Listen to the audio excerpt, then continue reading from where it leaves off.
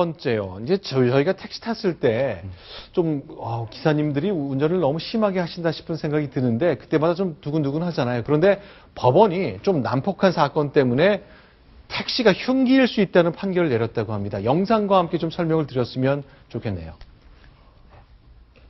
예, 뭐 5달 전 이 서울 반포대교 위 택시에서 찍힌 블랙박스 모습인데 정말 빠르게 달립니다. 이 편도 3차선인데 네. 정말 차선을 바꾸고 뭐 앞에 가는 차가 금방 뒤로 올 정도로 빨리 달리는데 네. 그런데 느리게 가는 굴착기가 나오자 급정거를 하고 네. 다시 이 빠른 속도로 이 보시면 60m 제한 속도라고 돼 있는데 60km 네. 무색할 정도로 정말 빠르게 달립니다. 그리고 다리를 건너자마자 세우는데 그리고 경찰 신고가 들어왔습니다. 네. 이 사건을 좀 복기해 보니까 네.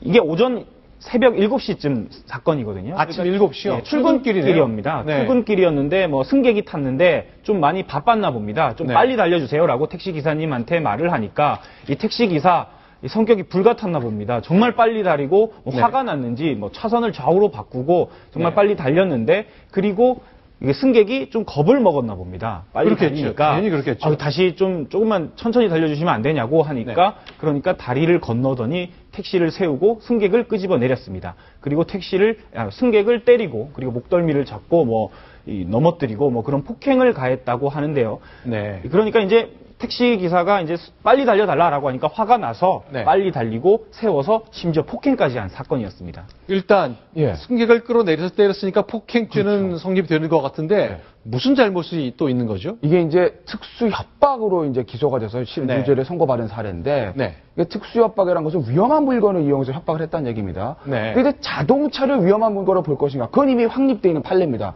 우리 여러 번 방송해드렸지만 로드레이지 같은 경우에 뭐 위험한 물건으로 판례를 차를 본다는 얘기 많이 말씀드리지 않았습니까? 네. 근데 문제는 네. 차를 가지고 차 밖에 있는 사람한테 뭐 칠 것처럼 위협을 한 경우 네. 그 경우를 위험한 물건을 이용한 협박으로 보는 거는 무리가 없는데 네. 문제는 차에 탄 사람, 즉 내가 난폭 운전을 해서 내 차에 탄 사람한테 굉장히 공포감을 느꼈을 때 이것을 협박으로 볼 수 있는 것인가? 이건 사례가 없었거든요. 네. 그런데 서울 서부지검에서 시민위원회를 열어가지고 시민들의 의견을 받아서 자, 이것을 위험한 물건을 이용한 협박, 즉 특수협박으로 보자라고 기소를 한 것이고 그리고 거기서 법원에서 유죄 판결을 받은 첫 번째 사례가 된 것이죠. 굉장히 적절한 판단이었다고 봅니다. 예.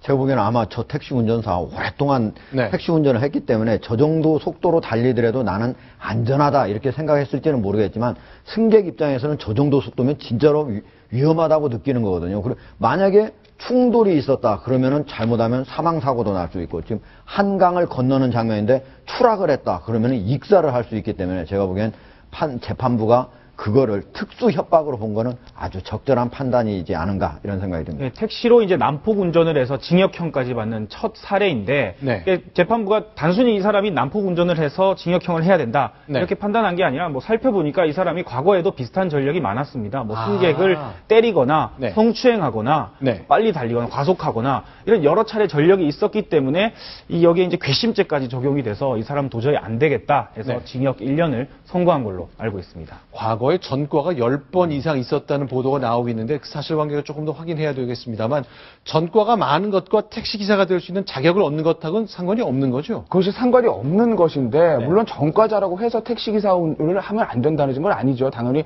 전과자들은 갱생의 기회를 사회가 줘야 되는 것이 맞는데 문제는 만약에 이 사람들 아니라 다른 사람이라도 택시 운전을 하면서 무리를 일으켰던 것으로 전과가 있는데 그 사람이 다시 택시 운전을 한다.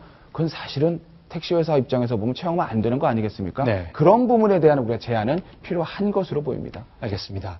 자, 이런 1년간 실형을 살리는 결정이 내려진 거 관련해서는 김태현 변호사는 아주 적절한 판단이라는 평가를 내주셨고요. 또 하나 있습니다. 부부간에 이제 오래 살다가 그 파경을 맞을 수도 있는데 보통 그럴 때 이혼 소송을 어느 남자가 낼 수 있느냐, 여자가 낼 수 있느냐 이런 다툼이 있는데 그동안의 판례와 조금 다른 게 나왔습니다. 저희가 좀 정리해 봤더니 바람을 피운 쪽도 우리 결혼이 깨졌으니 이혼하자고 소송을 낼 수 있는 길이 튀었다면서요. 예, 제가 일단 뭐 이 사건에 대해서 먼저 좀 설명을 드리겠습니다. 이 뭐 70대 남편과 60대 부인이 있었는데 45년 전 결혼을 했다고 합니다. 그런데 뭐 이 자녀분들이 지금까지 이 TV를 던지거나 뭐 이런 모습을 기억할 정도로 결혼한 이후에 정말 많이 다퉜다고 하는데요. 그러다가 이제 결혼한 지 한 10년쯤 지났죠. 협의 이혼을 했습니다. 그러다가 다시 3년 만에 다시 재결합을 했는데 네. 재결합 이후에 남편 A씨 계속 바람을 핍니다. 네. 동거를 2번이나 동거를 했는데 네. 이 두 번째 동거 여아는 혼외자까지 출산을 하고 네. 그리고 아예 집을 나와서 별거를 합니다. 네. 그러니까 25년 동안 아예 서로 아내와 왕래도 없고 네. 자녀가 결혼할 때만 살짝 보고 그 외에는 연락도 조차 주고받지 않는 사이였다고 하는데요. 네. 결국 남편 A씨 2013년 이혼 소송을 제기했습니다. 네. 그런데 1심 이혼 불가 판정을 내렸는데 네. 2심 상소심 재판부가 얼마 전에 이혼을 허가한다라고 판결을 뒤집은 결과. 아직 뭐 대법원 판결은 안 나왔습니다만 1심, 2심의 결론이 이렇게 내려졌는데 김태현 변호사.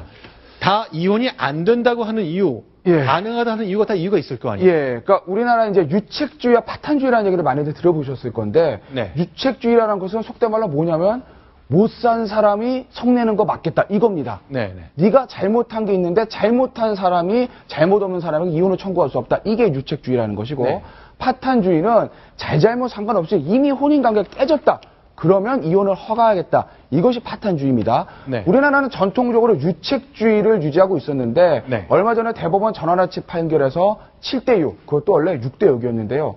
양승태 대법원장이 캐스팅 보트를 행사함으로써 아슬아슬하게 7대6으로 유책주의 판결이 유지가 됐거든요. 즉 원칙적으로 잘못한 사람은 이혼 청구를 할 수 없다라고 하면서 단서를 달았습니다. 그 두 가지가 뭐냐면 단서가 다만 혼인관계가 장기적으로 떨어져서 파탄이 된 기간 장기간이고 또 여자에게 경제적 지원을 많이 해줘서 소위 말하는 축출 이혼을 방지할 수 있다라고 하면 예외적으로 생각해 볼 수도 있다. 이런 길을 열었거든요. 네. 그런데 이 사안이 거기에 해당되는 겁니다. 보시면요. 일단 혼외자까지 출산했습니다. 네. 파탄은 된 거죠. 그렇죠. 이미 그렇죠. 정상적인 부부관계가 깨진 거죠. 봐야죠. 예. 굉장히 장기간입니다. 한 45년 되지 않았습니까? 파탄된 게. 네. 남자는 잘못했습니다. 네. 그런데 문제는요. 이 남자가 아내와 자식들에게 수억 원의 돈을 줬답니다. 경제적 책임은 다 하겠다. 예, 경제적 지원을 많이 했다는 거죠. 네. 그리고 아내도 나름대로 굉장한 경제력을 가지고 있다고 합니다. 그러니까 1심에서는 이제 유책주의 원칙대로 불가한 건데 네. 이번 2심 판결은 예전 대법원 얼마 전 전환합치 판결 보더라도 유책주의가 원칙이지만 이렇게 장기간 혼인이 파탄이 되고 네. 여자에게 충분한 경제적 지원을 해서 여자는 속된 말로 내쫓는 그런 경우가 아니라면 그러면 이혼을 허가해줘도 되지 않나 이렇게 해서 이혼을 허가를 해준 겁니다. 네. 일상적인 경우는 좀 다르네요. 조금 일단 특수한 여성의 경우죠. 경제력이 있었고 예. 남성도 경제적 책임, 부양의 의무를 좀 다했고 그렇기 때문에 네. 유책성이 있음에도 불구하고 실질적인 혼인관계가 파탄났다. 이 점을 인정해서 이혼을 허가해 준 것으로 보입니다. 알겠습니다. 택시를 난폭하게 운전한 경우 그리고 경제적으로 책임을 져야 할 경우가 파탄이 오래됐을 경우에 그 이혼의 가능성과 관련된 법원의 판결 두 가지를 정리해드렸습니다. 지금까지 10가지 소식 모두 소개해드렸습니다. 저는 잠시 후에 돌아오겠습니다.